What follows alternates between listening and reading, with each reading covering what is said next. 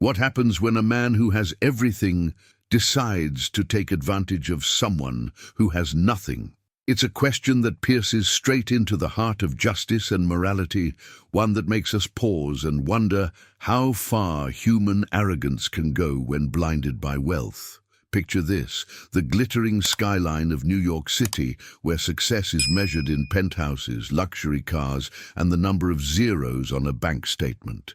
In the middle of this bustling world of power and prestige sits Richard, a millionaire who has built his empire on confidence, pride, and a belief that money can bend the rules of life to his favor. But destiny has a strange way of testing those who misuse their privilege, and sometimes karma doesn't wait years to act. It arrives in the very moment arrogance takes over. Have you ever seen someone treat another human being as if they were invisible, as if their struggles and their dignity didn't matter? That's the world Richard lives in, a world where appearance is everything and compassion is seen as weakness. One rainy evening, while his sleek black Mercedes was parked on the curb outside an upscale Manhattan restaurant, a boy approached. His name was Ethan. Barely 12 years old, his shoes torn, his clothes thin, his face a mixture of fear and hope. He didn't come asking for money. He didn't even beg. He simply asked if there was something, anything he could do to earn a few coins to help his mother, who worked 2 jobs just to put food on the table. What you're about to discover now may surprise you, because this wasn't just a random encounter. This was the beginning of a story where wealth and poverty would collide in the most unexpected way. Instead of offering kindness, Richard saw an opportunity, a chance to use the desperation of a child as a tool for his own convenience.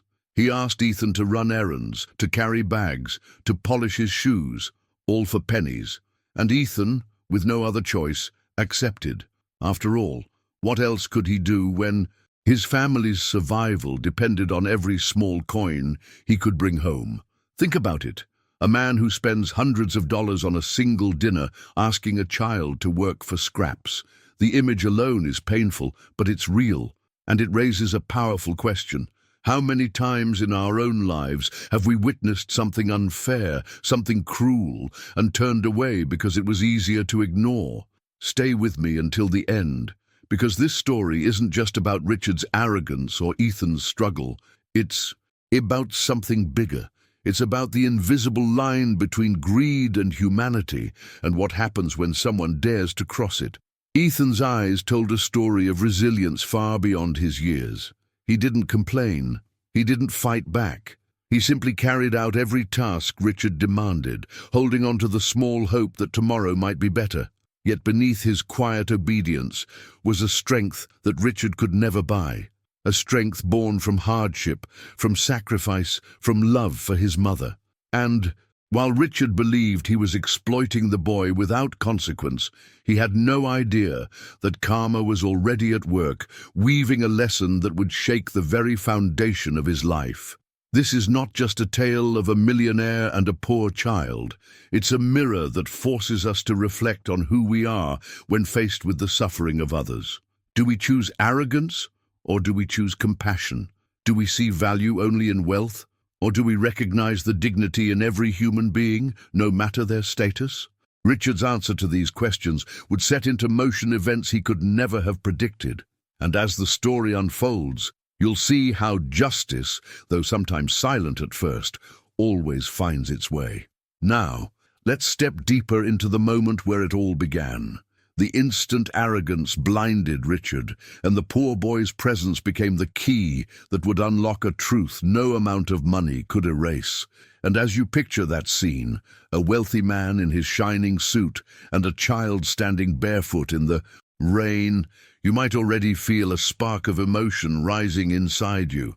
Maybe it's anger at the injustice, maybe sadness for Ethan, or even a reminder of a moment in your own life when someone underestimated you. If this stirs something within you, I'd love for you to share it in the comments. Tell me what you feel, what this story makes you think about, because your words don't just stay here. They help build a community of people who care about these hidden truths, who want to see stories like this told and heard.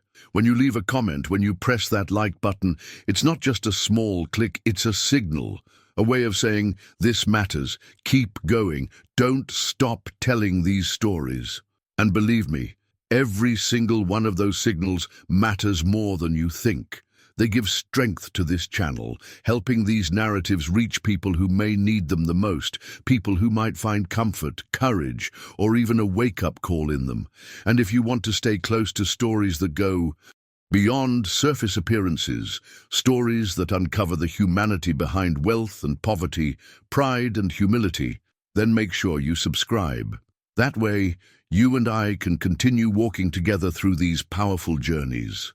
Think of it as joining a circle, a quiet corner of the internet where empathy, reflection, and justice are not just words, but experiences we share. So, as we move forward, keep this in mind. Your voice, your presence here, is what keeps these stories alive, and together we can make sure that the lessons hidden within them reach far beyond this screen. Now let's step back into Richard's world. The night he believed he had full control, unaware that life was about to remind him that no fortune is strong enough to escape the weight of justice. Richard Whitman was the kind of man people either envied or despised, depending on where they stood in life. At 46, he had everything that society applauded: a penthouse apartment overlooking Central Park, a fleet of luxury, cars tucked away in a private garage, and an endless list of business contacts who wanted to be close to his money more than to him. To the world, he was success personified. To himself, he was untouchable. He often told himself that his fortune wasn't just wealth. It was proof that he was smarter, sharper, and more deserving than everyone else. On evenings when the city lights glimmered against the glass of his apartment, Richard liked to pour a glass of expensive bourbon, lean back in a leather chair, and admire the skyline like it was his personal empire. In his mind, the streets below weren't filled with people, they were filled with pawns, each one hustling for scraps while he sat above them all. It wasn't arrogance that guided him, at least not in his eyes. It was simply the natural order of things. Money was power, and he had it. I built this with my own hands, he would remind himself whenever doubt dared to whisper. Nobody gave me anything. I earned every cent. But if you looked closer at Richard's story, you would see the hidden truth. While his journey to wealth had demanded work and strategy, it had also fed on a mindset of stepping over others, ignoring compassion, and silencing the voice of conscience. Every decision he made seemed to carry the same signature: profit first, humanity later. Richard wasn't just a businessman, he was a collector of status. His wardrobe was filled with designer suits that cost more than some people's rent. He never dined in the same restaurant twice in a week, unless the chef came personally to his table. When he walked into a room, conversations shifted, heads turned, and he thrived on the impact his presence created. Behind the scenes, though, there was something emptier. For all his wealth and prestige, there was no one he truly trusted. Relationships were transactions, friendships were alliances, even family had become a distant obligation rather than a source of love. On Wall Street, Richard was called the shark. Deals that destroyed smaller businesses were his trophies. He believed in survival of the fittest, and to him, money was the only scoreboard that mattered. Yet there was one detail he constantly overlooked. Arrogance doesn't protect anyone forever. Pride blinds, and pride eventually isolates. One rainy Thursday night, Richard was having dinner at a French restaurant tucked into a quiet corner of Midtown Manhattan, the kind of place where reservations required weeks of planning, and the waiters spoke in low, practiced tones. His Mercedes was parked outside, polished to perfection, reflecting the rain-slicked streets like a mirror. When the valet handed him the keys after the meal, Richard slipped a $10 bill into the man's pocket, a gesture he considered generous but never thought twice about. As he opened the car door, adjusting the cuffs of his tailored suit, his thoughts were already on the next deal, the next dinner, the next display of influence. That's when he noticed movement near the sidewalk. A boy, small, fragile, his jacket soaked from the rain, was standing there. His hair clung to his forehead, his sneakers were worn thin, and his voice trembled when he finally spoke. "Sir, do you need help carrying something? I can work. Anything you need." Richard's first instinct wasn't pity, it was annoyance. He hated being interrupted, especially by someone he considered irrelevant. Yet he looked at the boy more carefully. A thought crept into his mind, not of kindness, but of convenience. Here was a chance to have errands done without effort. "You want to work?" Richard smirked, his voice dripping with condescension. "All right then, carry these bags to the car and I'll give you something." The boy nodded quickly, desperate, almost relieved. He lifted the leather shopping bags, each one heavier than his small arms could easily manage, and struggled to the car. Richard watched with an expression of amusement, the same way he might watch a show that entertained him for a moment. When the boy placed the bags carefully in the trunk, he turned, shivering slightly, waiting for the promised reward. Richard reached into his pocket and pulled out a few coins, spare change, that meant nothing to him but everything to the boy.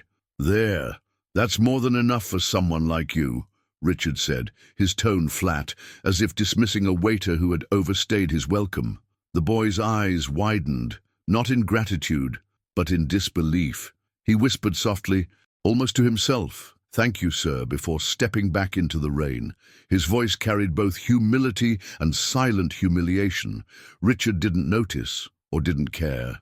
To him, this was nothing more than another night, but in reality, that moment was the spark. The kind of spark that ignites revelations, that exposes the fragile balance between pride and downfall. He didn't know it yet, but every careless word, every arrogant decision was weaving a story that would soon turn against him. As Richard drove away, the city stretched out before him like a stage built for his performance. He believed the spotlight would always shine on him, but what he failed to see was that another story was unfolding in the shadows, a story carried not by wealth or status, but by the resilience of a boy who had nothing, and yet, in truth, held far more power than Richard could ever imagine. Ethan Miller was only 12, but life had already carved into him the kind of resilience most adults never learn. He lived in a small two-bedroom apartment on the edge of Queens, with his mother, Sarah, and his younger sister, Lily. The building was old, the paint peeling, and the heat often unreliable in the winter.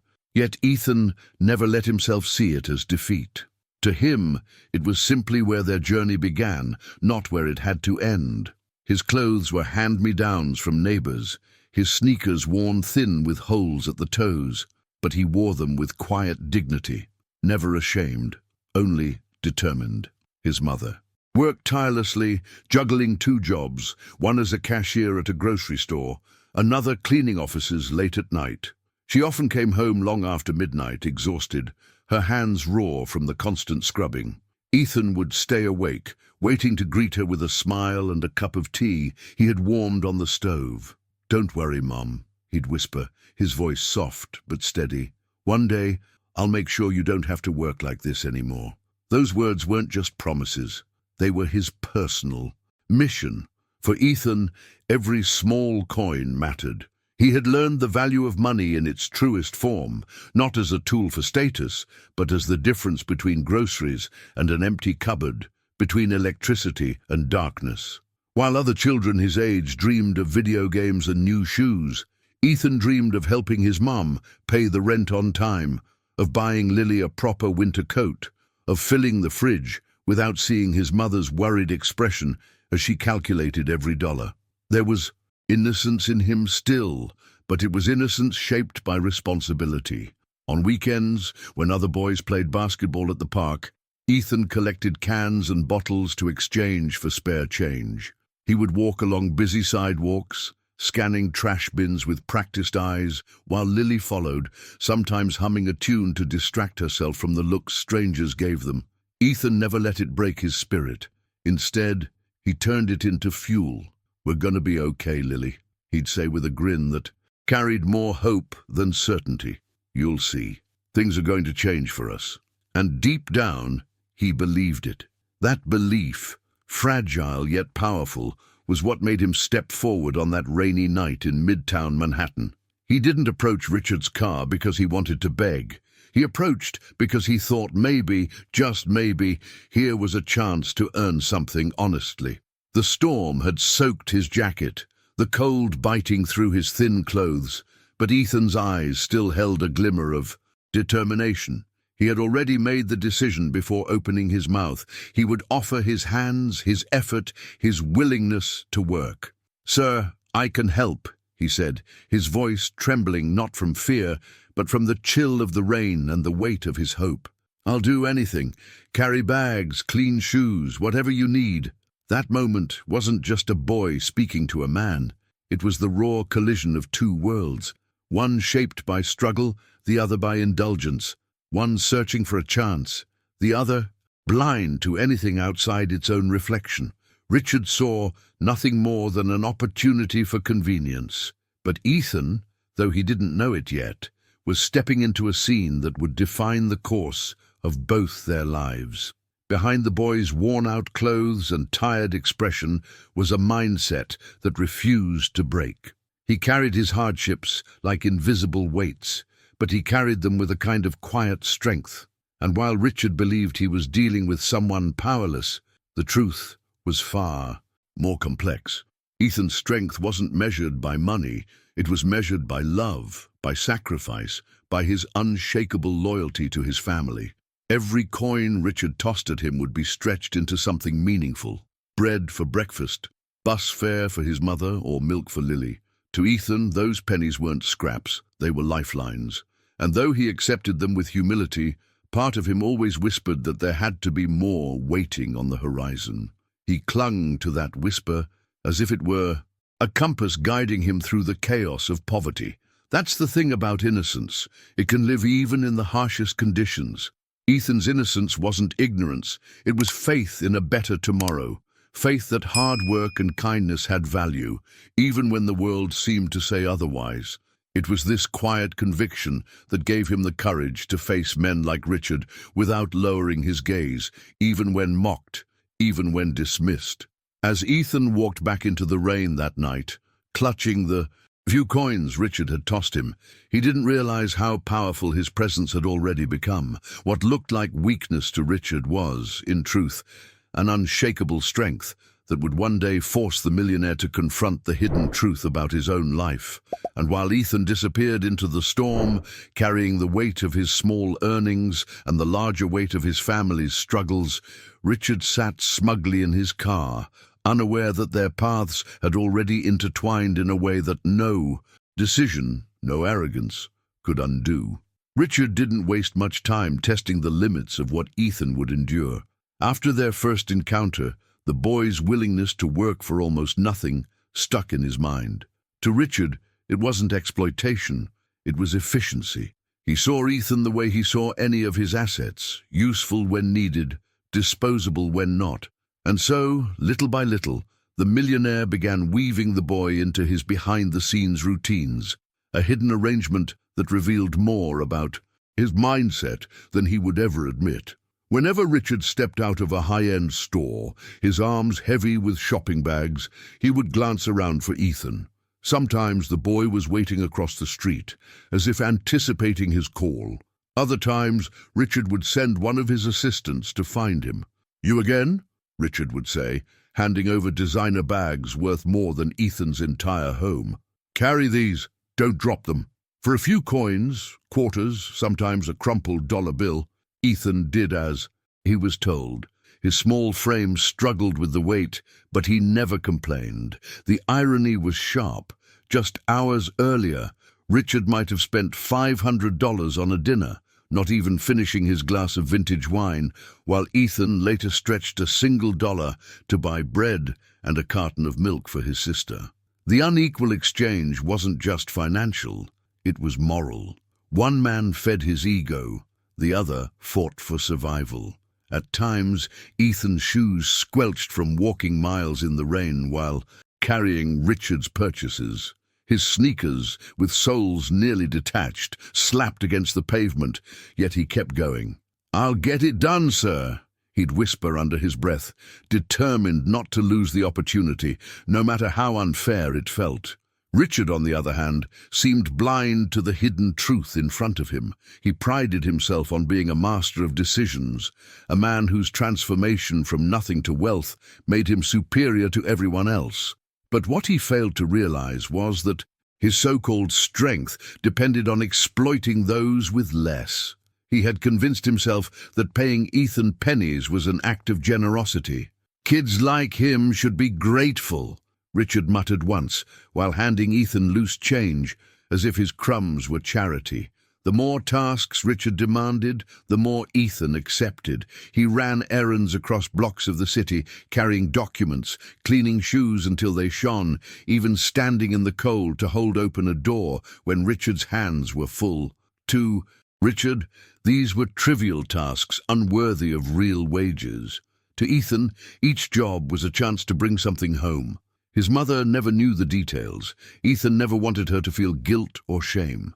He simply left coins on the kitchen counter, telling her he had found small ways to help.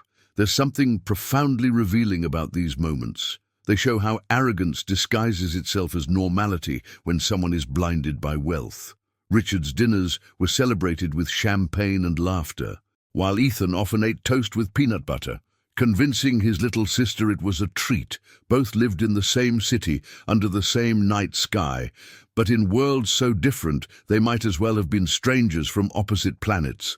And yet, despite the humiliation of being underpaid and overlooked, Ethan held on to a belief that one day things would change. He didn't complain, even when his hands ached from carrying boxes too heavy for his frame. He didn't argue when Richard tossed coins at him like tips to a valet. He only whispered to himself, "This isn't forever. I'll make it better for Mom and Lily." That kind of mindset, though invisible to Richard, was Ethan's armor. One evening, Richard walked out of a luxury boutique, laughing with two of his wealthy friends. They were dressed in tailored suits, their watches gleaming under the city lights.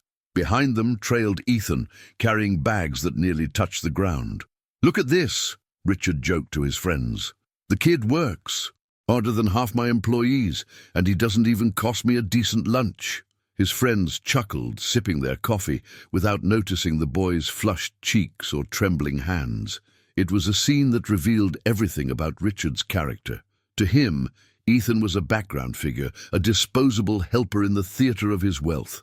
To Ethan, each moment was a test of endurance, proof that even in the darkest situations, you could still hold your head high. The unequal exchange was more than a transaction of pennies for labor.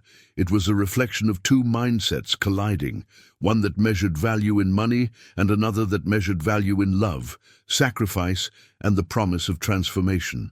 Richard's arrogance blinded him to the impact of his choices, but Ethan's quiet resilience was already shaping a story that would eventually overturn the balance of power. As Richard climbed into his Mercedes that night, tossing a few coins into Ethan's palm without even looking him in the eye, he felt untouchable. But the truth was already shifting beneath him. Every careless gesture, every unfair exchange was adding weight to a scale he could not see. And soon that scale would tip, forcing him to face the consequences of decisions he thought would never matter. Richard's arrogance did not come in sudden bursts. It dripped slowly, like poison into water, tainting every interaction he had with Ethan. At first it was subtle, the kind of disdain disguised as casual comments, but over time it hardened into something openly cruel. He treated the boy not as a human being, but as a convenient tool, something to use until it wore out. One afternoon, Richard noticed Ethan's sneakers while the boy bent to pick up a bag. The soles were so thin, they barely clung to the fabric, the rubber peeling away. Richard smirked, the kind of smirk that made his words sting more than if he had shouted. "Kid, those things on your feet, what are they? Looks like you pulled them out of the trash." He laughed, shaking his head as if the sight of poverty was a joke meant for his amusement. Ethan lowered his eyes, his cheeks burning, but he said nothing. Inside, though, the words carved deep. Richard didn't stop there. On evenings when he invited Ethan to follow him from store to store, the boy's stomach would growl audibly. Hours passed without food, the city's neon lights blurring around him, while Richard indulged in endless tastings of wines, pastries, and gourmet dishes. More than once, Ethan lingered outside a restaurant window, watching trays of food glide past polished tables. "Hungry, are you?" Richard asked once, noticing the boy's gaze. But instead of offering him a plate, he handed Ethan a heavy box and said, "Work faster. You'll forget about your stomach." It wasn't only hunger, it was exhaustion too. Richard seemed to find satisfaction in stretching the boy beyond his limits, keeping him late into the night to polish shoes, carry packages, or run errands across blocks. Of Manhattan, on one particularly cold evening, the clock had long passed midnight. Ethan rubbed his eyes, fighting to stay awake as he carried files to Richard's office. "Tired already?" Richard scoffed. "At your age, I could have worked all night. Don't be soft." But the truth was, at 12 years old, Ethan's body begged for rest he could not afford to take. And yet, Ethan never answered with bitterness. His responses were small, almost whispers. "Yes, sir. I'll do better. I can keep going." Words that came from desperation, but carried a kind of unshaken determination that Richard was too blind to recognize. It was as if Ethan believed that enduring cruelty was just another step in his journey, another obstacle on the way to a transformation he could not yet name but deeply believed in. The cruelty revealed something larger than just Richard's character. It showed how arrogance feeds on silence. Richard never considered the impact of his words or actions because Ethan didn't fight back. He mistook humility for weakness, not realizing that the boy's restraint held more power than his own dominance. Every time Richard mocked those sneakers, ignored that hunger, or pushed Ethan to keep working, he believed he was in control. But behind the scenes, something was shifting. Ethan's mindset, though shaped by hardship, was not one of defeat. Each insult, each dismissal became fuel. He carried his pain quietly, but it shaped him, sharpening his sense of justice, deepening his understanding of human dignity. He began to see clearly the hidden truth that wealth could not conceal. Money could buy comfort, but it could not buy respect, kindness, or love. Those had to be given freely, and Richard had none to give. The city itself seemed to bear witness to these moments. The glowing billboards above Times Square blazed with messages of luxury, while Ethan shuffled below with bags that weighed down his arms. The contrast was brutal, almost cinematic, but it captured a reality that too many overlook. For every man like Richard, feeding his ego at expensive dinners, there was a child like Ethan, working through fatigue and hunger just to keep his family afloat. One night, when Richard barked at him for being too slow, Ethan finally let a single sentence slip, his voice trembling not from fear, but from exhaustion. "I just want to help my mom."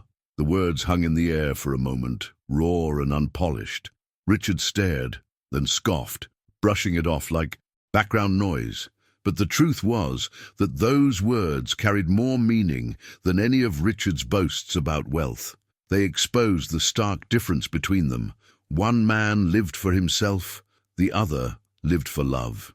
Richard dismissed it, climbing back into his car, convinced the world would always bend to his will. But while he mocked Ethan's sneakers and ignored his hunger, life was already preparing its own response. For every careless cruelty, there was a weight added to the scale, a quiet accumulation of consequences that no fortune could erase.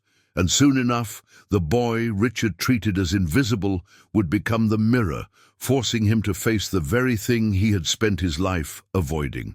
Ethan's strength did not announce itself with loud defiance or bold gestures.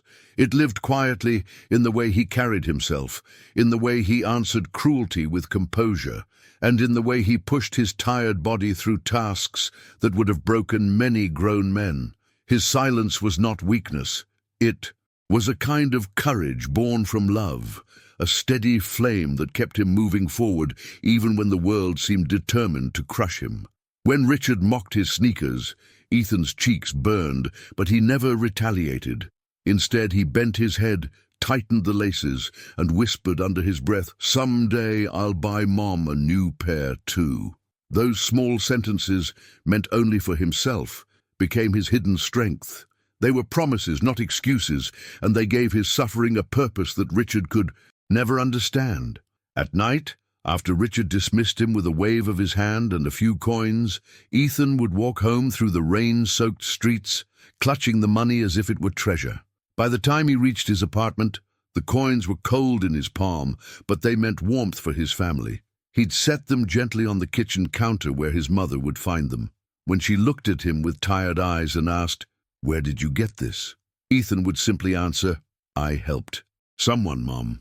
He didn't tell her the whole truth, not about the mocking laughter, not about the hunger that gnawed at his stomach while he worked, because he didn't want her to feel guilt or shame. Protecting her was more important than sharing his pain. It was this mindset that made Ethan different. While Richard believed money was the only measure of value, Ethan measured life in acts of love and sacrifice. His humility wasn't submission, it was resilience. Each chore, each insult, each late night spent working for pennies became another layer of quiet strength. And though the world rarely rewards such endurance immediately, Ethan carried himself as if tomorrow's transformation was inevitable. Sometimes, when he walked Lily to school in the mornings, she would complain about the cold or the holes in her sweater. Ethan would take her hand and say, "Don't worry, Lil, we're going to make it. One day, you'll have the best coat in class." He said it with a smile so convincing that she believed him. Even when his own jacket barely kept out the chill, that ability to spread hope, even when he had none to spare, revealed more about Ethan's character than anything Richard could see. There were moments when Richard's cruelty pressed harder than usual, like the night Ethan had carried packages up 3 flights of stairs, his arms trembling, his body aching from fatigue. Richard looked at him with a sneer and said, "Pathetic. If you can't handle a few bags, what good are you?" Ethan's eyes glistened, but instead of tears, there was resolve. "I can do more," he answered softly, and he meant it. He wasn't defending himself to Richard. He was making another promise to his mother, to his sister, and to the future he refused to give up on. Behind the scenes of this unequal exchange, something powerful was happening. Richard saw only a child too desperate to resist. But Ethan was shaping a mindset that would carry him far beyond those city streets.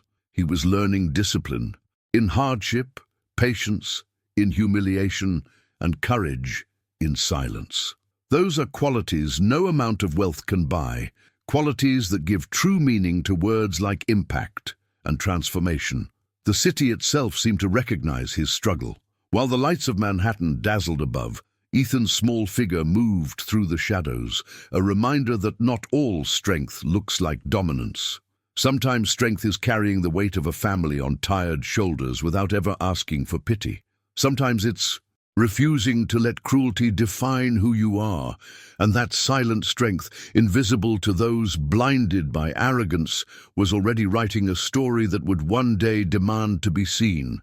Richard believed he was in control, that the boy's obedience was proof of his own superiority.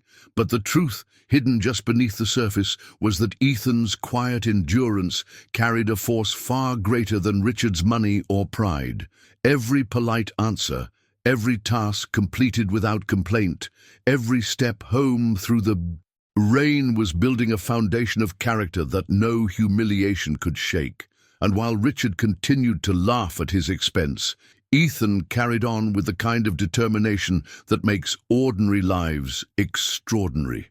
It was only a matter of time before that silent strength would collide with the arrogance of wealth, forcing a revelation neither of them could escape.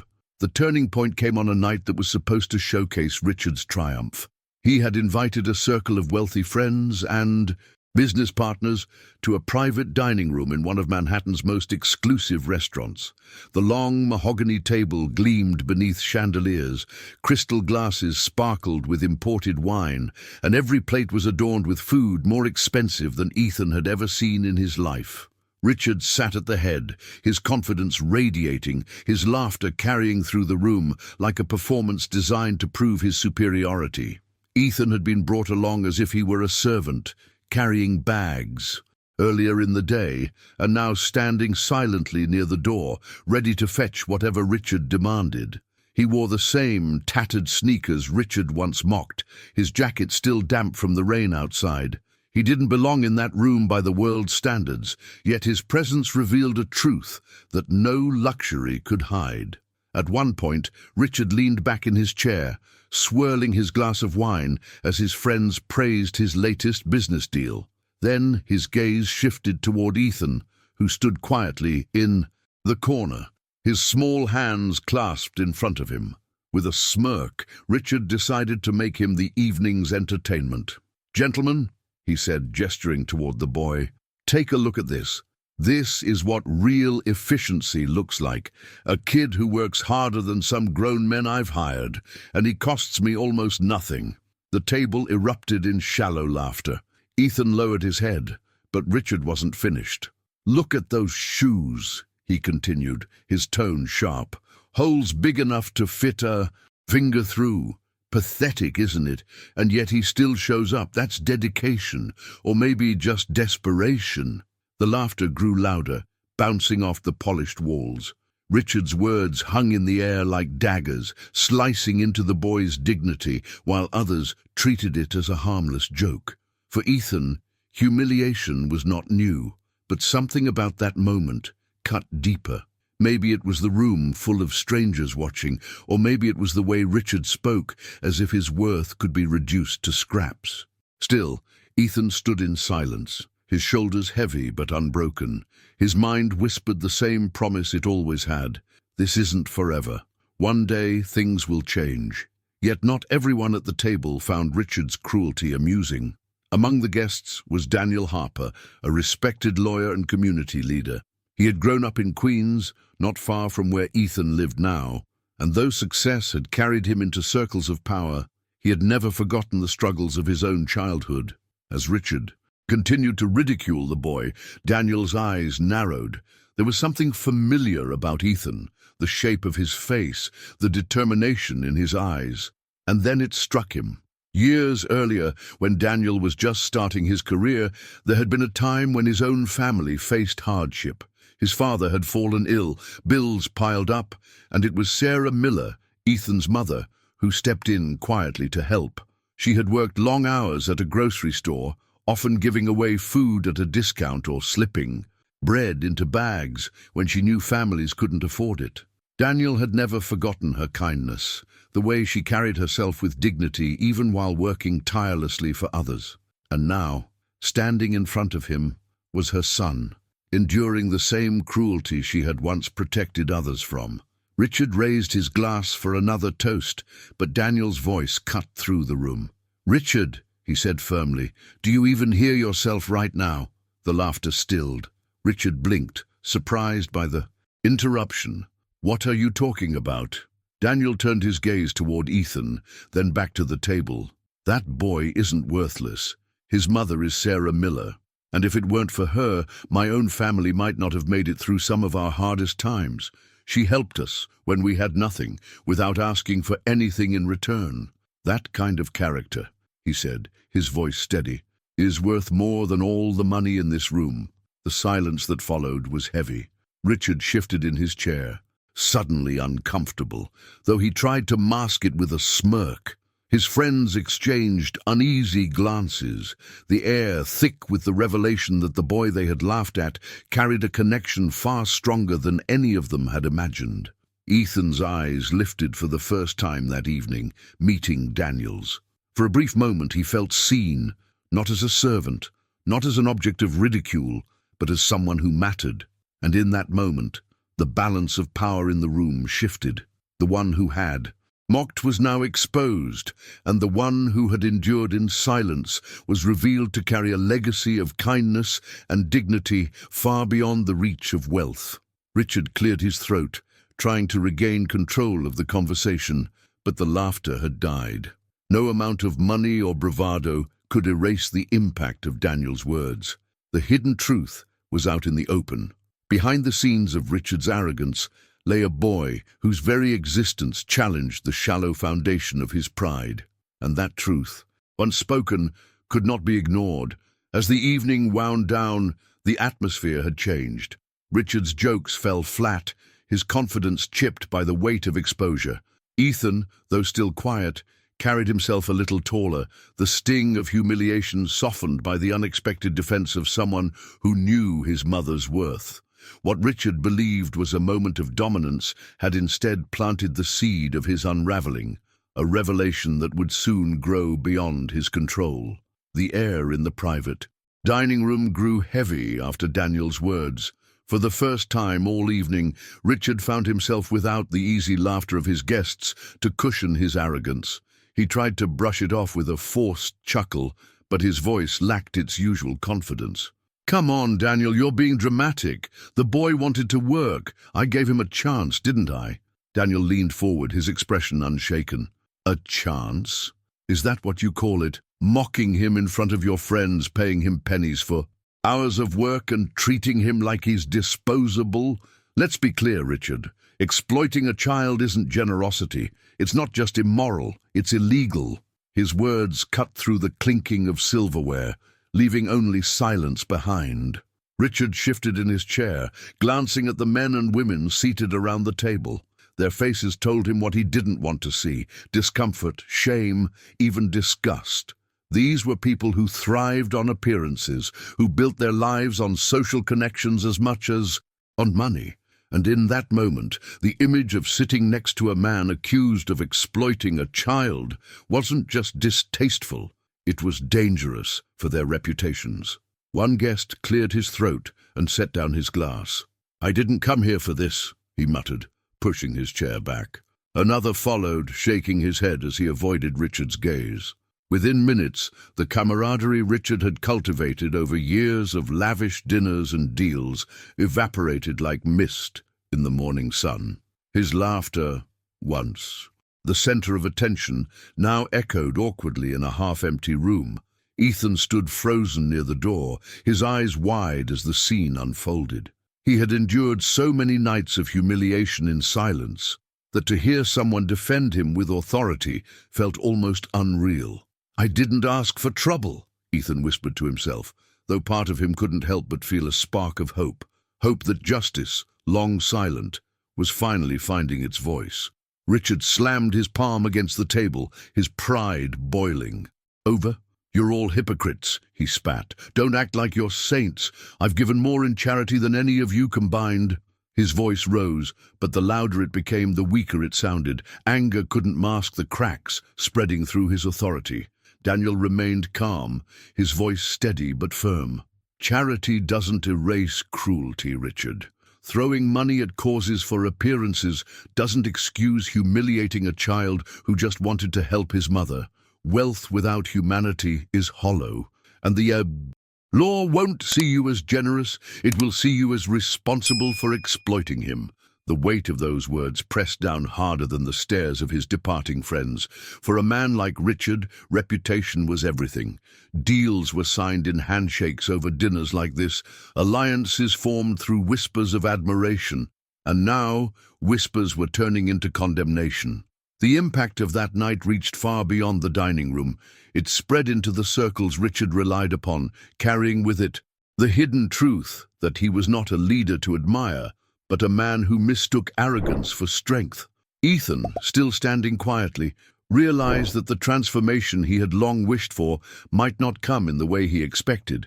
He had imagined working harder, saving more, slowly lifting his family from struggle. Yet here, in this room, something shifted.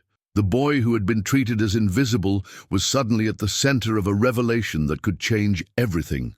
Richard tried one last time to regain control, his voice trembling with a mix of rage and desperation. "He's just a kid. What does it matter if he carries a few bags for me?" Daniel rose to his feet, his gaze unwavering. "It matters because every decision leaves a mark. You thought you could hide behind money, Richard, but tonight you've exposed yourself. And the truth is clear. You didn't just mistreat a boy. You revealed the emptiness behind your empire." The words echoed long after Daniel left the table, escorting Ethan. With a reassuring hand on his shoulder, Richard sat alone in his chair, surrounded by the remnants of a dinner meant to showcase his power. The chandeliers still glittered above, the wine still shimmered in crystal glasses, but the applause was gone. In its place was silence, a silence that carried more judgment than any courtroom ever could. What Richard didn't yet realize was that this was only the beginning. The collapse of his carefully crafted image had started, and no amount of wealth could shield him from the consequences waiting just beyond that door. Richard left the restaurant that night with fury boiling in his chest, but what he didn't realize was that the real damage had already been done. The whispers began almost immediately. Guests who had once toasted him now muttered in quiet corners, repeating Daniel's words, telling the story of the boy in the torn sneakers who had been mocked in front of a room full of millionaires. Within days, those whispers spread beyond the dining table and into boardrooms, charity galas, and the very networks Richard relied on to maintain his empire. The impact was swift.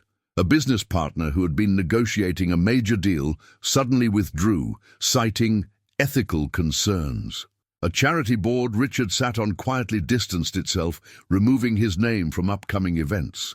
And then came the headlines. A local journalist, tipped off by someone at the dinner, ran a story. Millionaire exposed for exploiting child labor.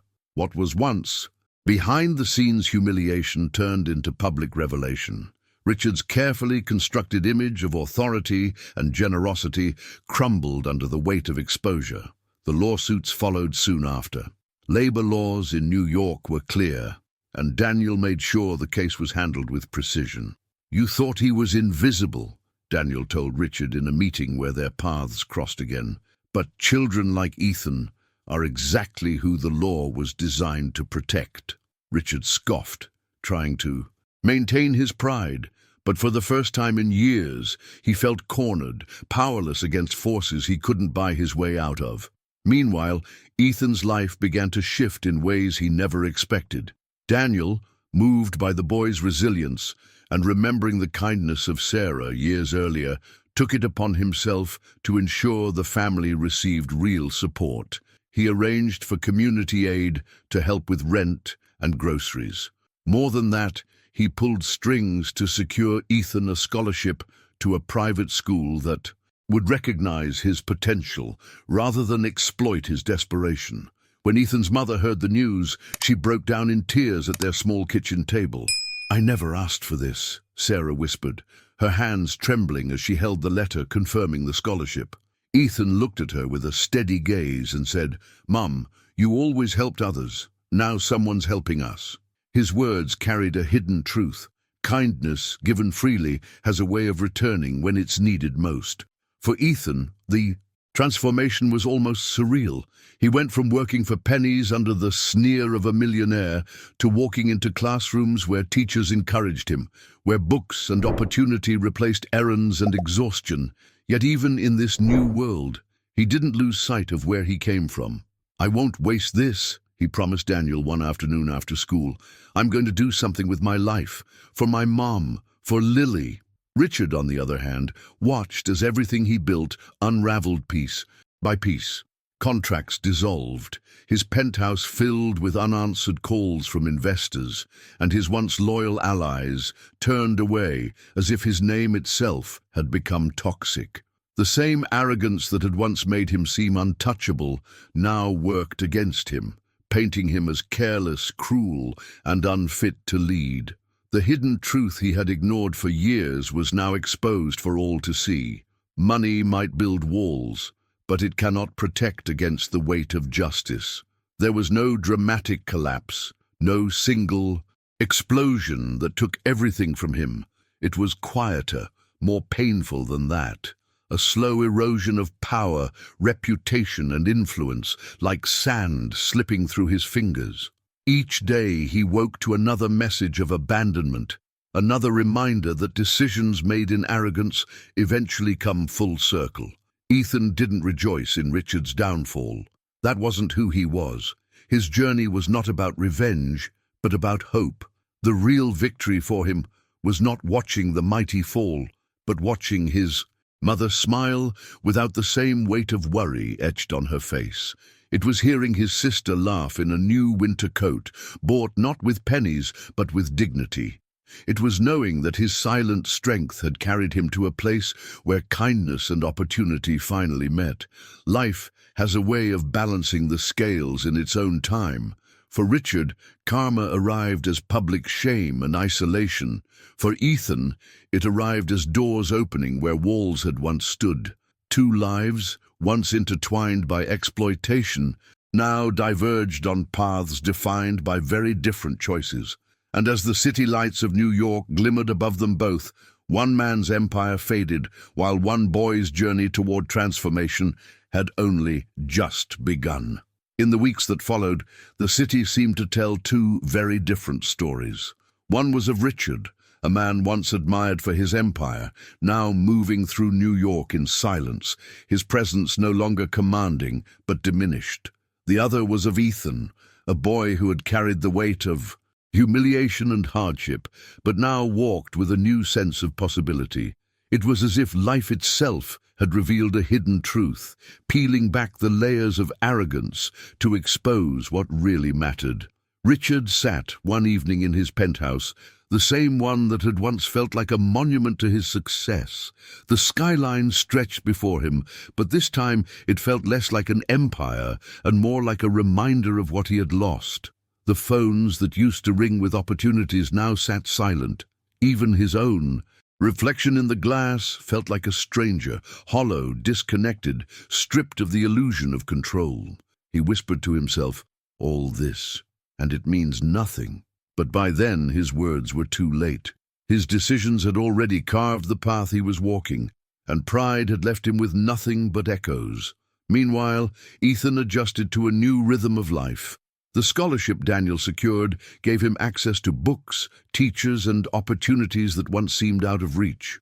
But what stood out wasn't just the change in circumstances. It was his mindset.